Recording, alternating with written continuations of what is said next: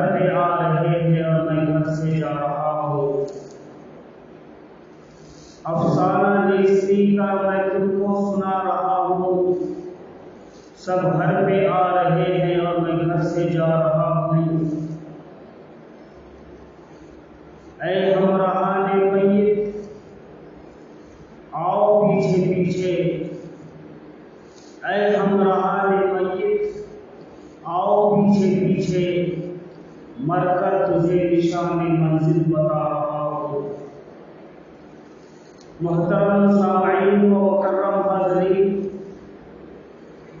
رب کائنات کا بہت بڑا فضل کرم احسان ہوا کہ اس نے ہمیں اور آپ کو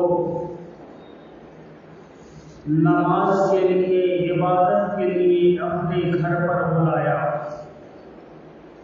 اللہ سے دعا ہے کہ اللہ تعالی ہمیں پکڑ کر جکڑ کر اپنی عبادت میں لگائے رکھے، تاکہ ہم عبادت کرتے کرتے اس دنیا سے رخصت ہو جائیں۔ اللہ تعالی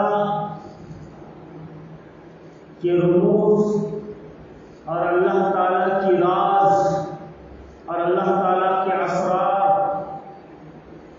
ہر کسی کو نہیں ملتا، بلکہ جو اللہ کی تلاش میں رہتا ہے اللہ اسے ملتا ہے۔ حضرت سلطان باہو رحمت اللہ علیہ فرماتے ہیں کہ اللہ تعالیٰ کا دروازہ ہمیشہ کھلا ہوا ہے، اگر آنا چاہتے ہو تو آ جاؤ، اور اگر تم نہیں آنا چاہتے تو اللہ بے نیاز ہے۔ اللہ کسی کا محتاج نہیں ہے۔ اللہ تعالیٰ اپنی ذکر کے لیے، اپنی تسبیح کے لیے اللہ نے 18,000 مخلوقات کو پیدا کر دیا، اور ہر مخلوق اللہ تعالیٰ کی یاد میں مگن ہے اور اللہ تعالیٰ کی یاد میں گنگنا رہا ہے۔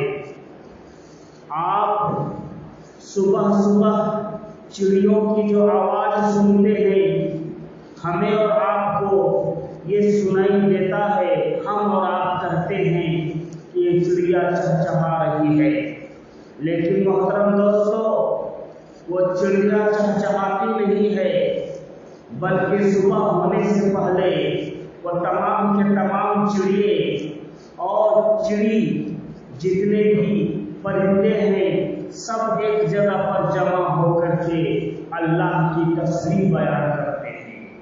اسی طرح محترم دوستو، شام ہونے سے پہلے جب وہ لوگ اپنے گھروں کو واپس جاتے ہیں تو سونے سے پہلے بھی وہ چڑیے ایک مرتبہ پرزور آواز سے پکارتے ہیں۔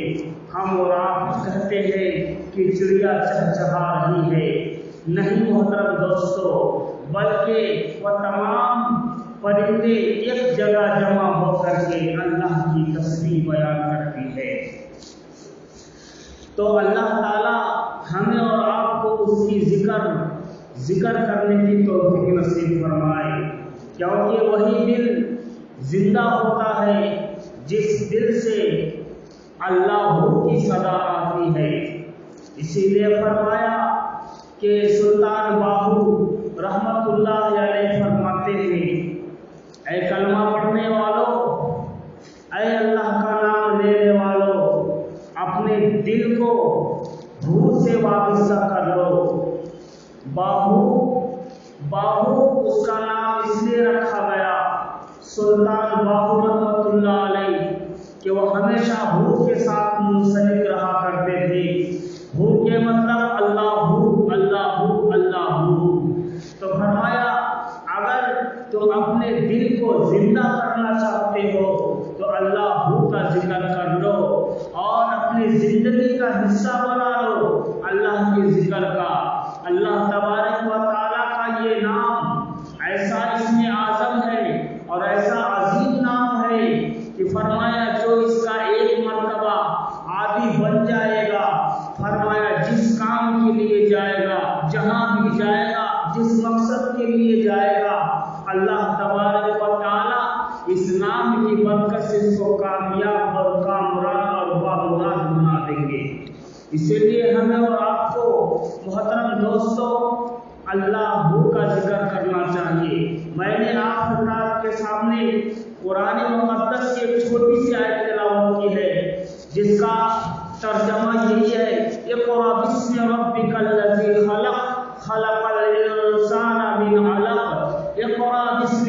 ربک الذی، اللہ تبارک و تعالی جو سب سے پہلا وہی نبی اکرم تاجدار حرم حضرت محمد رسول اللہ صلی اللہ علیہ وسلم کی طرف نازل فرمایا، اس کے اندر محترم دوستو اللہ تبارک و تعالی نے انسان کو کہا کہ پڑھو، انسان کو کہا کہ پڑھو، اقرأ بسم ربک الذی، اقرأ بسم ربک الذی، پڑھو اس رب کا نام جس نے تم کو پیدا کیا، خلق الانسان، انسان کو پیدا کیا، من علق، علق سے پیدا کیا۔ اب محترم دوستو یہ علق کیا چیز ہے اور انسان کیا چیز ہے اور اقرا کیا ہے، محترم دوستو اس کے بہت لمبے چوڑے تفسیر آئے ہیں، لیکن ہم کو اس تفسیر کے اندر جانا نہیں ہے، بلکہ ہم آپ کو موٹی موٹی باتیں آپ کو بتائیں گے تاکہ آپ کے دل و دماغ کے اندر اتر جائے اور آپ بھی اللہ کے نام کے ساتھ منسلک ہو جائیں۔ اللہ تعالیٰ نے فرمایا اقرأ بسم ربک الذی خلق، خلق الانسان من علق، فرمایا اقرأ، اللہ تعالیٰ نے اس سورے کے اندر 2 مرتبہ لایا ہے، ایک مرتبہ اس لیے لایا ہے کہ نبی اکرم صلی اللہ علیہ وسلم کو اللہ تعالیٰ پڑھانا چاہتے تھے، جب ایک مرتبہ لا کر کے یہ بتانا چاہ رہے تھے کہ میں نبی اکرم صلی اللہ علیہ وسلم کو جو میرا محبوب ہے، جو کسی مدرسہ میں نہیں پڑھا، کسی اسکول میں نہیں پڑھا اور کسی استاد کے پاس دو دان ہو کر کے نہیں بیٹھا، بلکہ اس کا استاد خود اللہ تبارک و تعالی ہے، فرمایا اقرأ بسم ربک الذی، اے میرے محبوب پڑھیے آپ اپنے رب کا نام جس نے انسان کو پیدا کیا۔ انسان کو پیدا کیا کس چیز سے پیدا کیا؟ علق سے پیدا کیا، علقہ سے پیدا کیا۔ علق کیا چیز ہے اور انسان کیا چیز ہے؟ اللہ تبارک و تعالی انسان کی جگہ دوسرے مخلوق کو بھی پیدا کر سکتا تھا، لیکن اللہ تبارک و تعالی نے انسان کو بنایا، انسان، لفظ انسان اللہ تبارک و تعالی نے لایا، اور انسان کو ہی اللہ تبارک و تعالی نے اشرف المخلوقات بنایا۔ تو انسان کے مطلب انسان واحد لفظ ہے، انسان کیا ہے؟ واحد ہے، اور اس کا جمع الناس ہے یا اناسیہ ہے۔ بہر کیف محترم دوستو، ناس کے مطلب بہت سارے انسان اور الانسان کے مطلب ایک انسان۔ تو بہر کیف اللہ تبارک و تعالی نے قرآن مقدس کے اندر 700 سے 800 مرتبہ لفظ انسان کو قرآن کے اندر ذکر کیا، اور فرمایا تقریباً سوروں کے اندر اللہ تبارک و تعالی نے انسان کا لفظ بلایا ہے۔ کہیں پر فرمایا وما خلقت الجن والانس الا لیعبدون، کہ ہم نے انسان اور جنات کو صرف اور صرف عبادت کے لیے پیدا کیا۔ تو اس انسان کا نام انسان کیوں رکھا؟ بتایا جاتا ہے کہ انسان کے مطلب انسیت، انسان کے مطلب انسیت بولتے ہیں محبت والے کو۔ فرمایا اللہ تبارک و تعالی نے انسان کے اندر وہ خاصیت رکھا ہے اور وہ محبت رکھی ہے کہ انسان ہر چیز کو اپنے طرف مانوس کر لیتا ہے۔ اگر انسان کے ساتھ کتا بھی 4 دن زندگی گزارتا ہے تو کتا بھی انسان کے ساتھ مانوس ہو جاتا ہے، بیل کے ساتھ زندگی گزارتا ہے تو بیل بھی انسان کی طرف مانوس ہو جاتا ہے۔ اسی طرح دنیا کے جتنے بھی مخلوقات ہیں ان مخلوقات کے ساتھ اگر انسان زندگی گزارتا ہے اور اس کے ساتھ حکمت سے اور دانائی سے کام لیتا ہے تو یہاں تک کہ ببر شیر بھی انسان کا موتی اور فرما بردار بن جاتا ہے، یہاں تک کہ انسان کا ایک زہریلا سانپ بھی موتی اور فرما بردار بن جاتا ہے۔ کیوں؟ انسان کے اندر اللہ تبارک و تعالی نے وہ خاصیت رکھی ہے اور اللہ تبارک و تعالی نے انسان کو انسان بنایا۔ پھر انسان کو اللہ تبارک و تعالی نے اشرف المخلوقات بنایا، اتنا مقام والا بنایا، اتنا بلند والا بنایا، اتنا مرتبہ والا بنایا، اتنا شان والا بنایا، اتنا روپیہ والا بنایا، اتنا بلڈنگ والا بنایا، کسی کو بادشاہ بنا دیا، کسی کو غلام بنا دیا، کسی کو ربر بنا دیا، کسی کو مالک بنا دیا۔ محترم دوستو، اور آج آج انسان بادشاہ ہوتا ہے، کوئی عالم ہوتا ہے، کوئی حافظ ہوتا ہے، کوئی وقت کا خطیب ہوتا ہے، کوئی بہت بڑا لیکچرر ہوتا ہے۔ محترم دوستو، یہ سب کس نے کیا؟ یہ میرے پروردگار نے کیا ہے، خالق کائنات نے کیا ہے۔ وہ خالق کائنات فرماتا ہے کہ خلق الانسان من علق، اے انسان تم اپنے اوقات کو نہ بھول جانا، اپنے اوقات کو نہ بھول جانا۔ ہم نے تم کو علق سے پیدا کیا، اور علقہ کس کو کہتے ہیں؟ فرمایا علقہ ماں اور باپ دونوں کے پیٹ سے جو منی نکلتا ہے، جو منی نکلتا ہے، وہ منی جو رحم مادر کے اندر جب جاتا ہے محترم دوستو، تو 15 دن تک یہ منی کا قطرہ امساج، جس کو بولتے ہیں امساج وہ قطرہ ہے کہ وہ ماں کے رحم کے اندر چکر لگاتا ہے، اور پھر ماں اور باپ کے دونوں کا منی مل کر کے ایک کیڑا بنتا ہے، اور وہ کیڑا ماں کے رحم کے اندر لٹک جاتا ہے، اور لٹک کر کے محترم دوستوں کتنے دن تک لٹکا ہوا رہتا ہے؟ فرمایا وہ 15 دن تک لٹکا ہوا رہتا ہے۔ 15 دن کے بعد جب وہ 15 دن کا وقت پورا ہوتا ہے تو فرمایا علقہ بن جاتا ہے، وہ خون کا لوتھڑا بن جاتا ہے، اور لوتھڑا سے پھر ملغہ بن جاتا ہے، اور پھر ملغہ سے اضامہ بن جاتا ہے، اور پھر اضامہ سے پھر انسان بن جاتا ہے۔ اے انسان، آج تو اپنے علم پر غرہ کر رہا ہے، اے انسان تو آج تو اپنی دولت پر غرہ کر رہا ہے، اے انسان تو آج اپنی پراپرٹی پر غرہ کر رہا ہے، اے انسان تو آج بادشاہ بن کر کے غرہ کر رہا ہے۔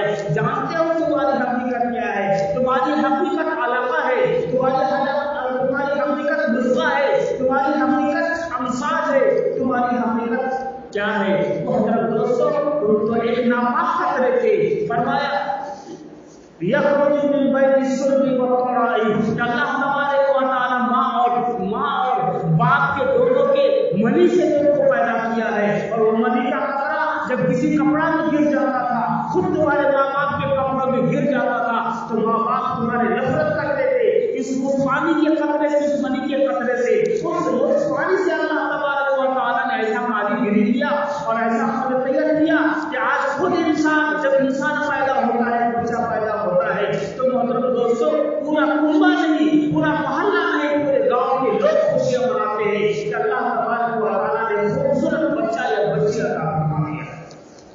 وہ خالق کائنات ہے، اس لیے فرمایا اے انسان تم اپنے علم پر غرہ مت کرنا، اے انسان تم اپنی بادشاہیت پر غرہ مت کرنا، اے انسان تم اپنی دولت پر غرہ مت کرنا، کیونکہ انسان کے جسم کے اندر صرف ایک ہی حصہ ہے، وہ ہے روح کا حصہ۔ جب روح کٹ جائے گا اور دوستوں یہ انسان مٹی میں جانے کے قابل ہے، کسی قابل نہیں۔ تو اس اللہ تبارک و تعالی نے کہا، سب سے پہلا لفظ جو کہا اقرأ باسم ربک الذی خلق، خلق الانسان من علق، کہ اے انسانوں پڑھو اپنے رب کے نام جس نے تجھ کو پیدا کیا علقہ سے پیدا کیا، جسے پیدا کیا علقہ سے پیدا کیا۔ اب اس کی تفسیر تو بہت لمبی چوڑی ہے، لیکن میں مختصراً بات کرتا ہوں تو وقت نہیں ہے، وقت ہو چکا۔ بہرحال محترم دوستو، علم سے کیا مراد ہے؟ اللہ تعالیٰ نے ایک قرآن کا لفظ لایا، پڑھو پڑھو پڑھو پڑھو پڑھو پڑھو پڑھو، 2 بار آپ پڑھو صرف پہلی سورت کے اندر۔ تو علم سے کیا مراد ہے؟ کیا انجینئر بننا علم ہے؟ کیا ڈاکٹر بننا علم ہے؟ کیا ریلوے کا انجینئرنگ بن جانا یا ہوائی جہاز کا علم حاصل کر لینا، اس کو علم کہتے ہیں؟ اس کو علم نہیں کہتے۔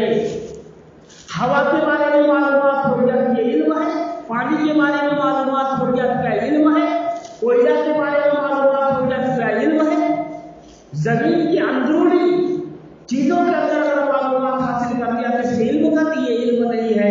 ہوا کے بارے میں پڑھ لو یہ علم نہیں کہلائے گا، پانی کے بارے میں پڑھ لو یہ علم نہیں کہلائے گا، اور دنیا کے جمادات کے بارے میں، نباتات کے بارے میں، ہیرے جواہرات کے بارے میں، دنیا کی کسی بھی چیز کے بارے میں تم جان جاؤ اس کو علم نہیں کہا جاتا۔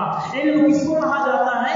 علم کہا جاتا ہے رب کے معلومات کا علم کہا جاتا ہے۔ وہ علم جو علم آپ کو رب تک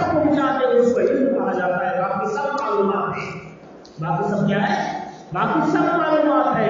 तो अल्लाह के इल्म, अल्लाह के नाम का इल्म का होना जरूरी है। अगर अल्लाह के इल्म का नाम, अल्लाह के नाम का और अल्लाह का इल्म अगर आपको नहीं है, मोहतरम दोस्तों, दुनिया मालूम कर लो, हवा के बारे में मालूम कर लो, धुआं के बारे में मालूम कर लो, ये जवाहरात के बारे में मालूम कर लो, सोना चांदी तांबा पीतल के बारे में मालूमात कर लो, ये इल्म तुझे फायदा नहीं देने वाला है। हाँ, इससे तुम दुनियावी आसाइश तो कर सकते हो, दुनिया में ऐशो आराम तो कर सकते हो, दुनिया में तो तरक्की कर सकते हो, लेकिन कब तक मोहतरम दोस्तों? चाहे 60 साल तक या 70 साल तक या 80 साल तक या 100 साल तक, उसके बाद ये इल्म भी खत्म हो जाएगा, तुम भी खत्म हो जाओगे और तुम्हारा नाम निशान तक नहीं रहेगा। असल इल्म जो काम आने वाला है वो इल्म है मारिफत का इल्म, अल्लाह का इल्म। मोहतरम दोस्तों, वो इल्म अगर हमारे पास नहीं है तो हमारे पास कुछ भी नहीं है, हमारे पास कुछ भी नहीं है। इसलिए सबसे पहले हमें और आपको अल्लाह के नाम का जिक्र करना चाहिए और अल्लाह का जिक्र करना चाहिए।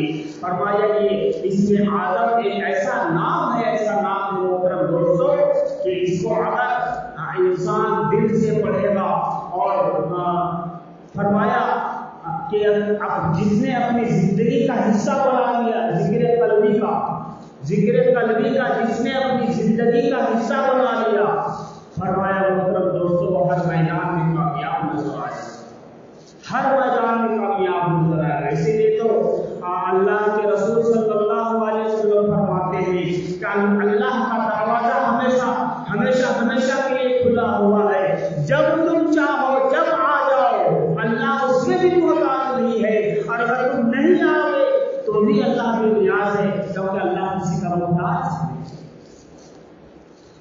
तो बहरे कैद मोहतरम दोस्तों, वक्त हो चला, अब मैं इसके ऊपर क्या बयान करूं। बहरे कैद की दुनिया चल चलाओ का दुनिया है, आज वो गया, कल वो गया, कल वो गया, कल हमारी बारी, कल आपकी बारी। ये दुनिया हमेशा रखने वाली नहीं है मोहतरम दोस्तों। बड़े बड़ों को ये दुनिया धोखा दे दिया, जिसने इसको समझा कि हम यहाँ बाकी रहेंगे, लेकिन मोहतरम दोस्तों वो भी बाकी नहीं रहे, बल्कि कुल्लु मन अलैहा फान व यबका वजहु रब्बिका ज़ुल जलाल वल इकराम, कि सारी इंसानियत को फनाइयत है, सारे मखलूक को फनाइयत है, और एक ही जात बाकी रहने वाली है, वो जात व यबका वजहु रब्बिका ज़ुल जलाल वल इकराम, वो अल्लाह की जात है जो कल भी बाकी था, आज भी बाकी है और हमेशा बाकी रहेगा, यहाँ तक कि क़यामत का दिन जब आएगा। हज़रत इस्राफील अलैहिस्सलाम जो सूर लिए खड़ा हुए हैं, अल्लाह के मुंतज़िर है, हुक्म का मुंतज़िर है, अल्लाह ताला हुक्म देंगे और हज़रत इस्राफील अलैहिस्सलाम सूर फूंकना शुरू करेंगे, और उनके सूर की आवाज़ ऐसी भयानक होगी और ऐसा तेज होगी कि उनकी आवाज़ से मोहतरम दोस्तों ये ज़मीन फट जाएगी, ये आसमान फट जाएगा, और आसमान के अंदर जो सितारे हैं, जो चांद है, जो अनगिनत सितारे हैं, वो सारे के सारे सितारे जमीन पर गिर जाएंगे और जमीन फट जाएगी, सूरज गिर जाएगा, चांद गिर जाएगा, यहाँ तक कि 18,000 मखलूक खत्म हो जाएंगे, सिर्फ बाकी रहेगा अल्लाह और जिब्रील। अल्लाह तबारक व तआला फरमाएंगे जिब्रील अब कौन बाकी है? अल्लाह के फरिश्ते हज़रत जिब्रील कहेंगे अल्लाह अब मैं बाकी हूँ, आप बाकी है और इज़राइल बाकी है। फरमाया आए जिब्रील अब तुम भी मर जाओ, जिब्रील भी मर जाएंगे, इस्राफील भी मर जाएंगे और मीकाईल भी मर जाएंगे, अब बचेगा इज़राइल। अल्लाह तबारक व तआला ने इज़राइल से पूछेगा क्या इज़राइल बता आप कौन बाकी है? फरमाया मैं और आप। फरमाया तू भी मर जा, फरमाया आज तू भी मर जा, क्योंकि किसी को पता नहीं है। वो यबका वजहु रब्बिका ज़ुल जलाल वल इकराम, फरमाया सिर्फ अल्लाह की जात बाकी रहेगी, बाकी सारे चीजों को फरागियत है। तो वो अल्लाह जो बाकी रहने वाला है, उस नाम का विर्द लगा लो तो तुम्हारा नाम भी दुनिया में बाकी रह जाएगा। इसलिए चलते फिरते उठते बैठते सोते जागते अपने दिल को धड़काते हुए, दिल की धड़कन को महसूस करते हुए अल्लाह अल्लाह अल्लाह का जिक्र कीजिए, और उसके साथ जब अल्लाह अल्लाह का जिक्र 100 मरतबा हो जाए तो 100 मरतबा होने के बाद अल्लाह ला इलाहा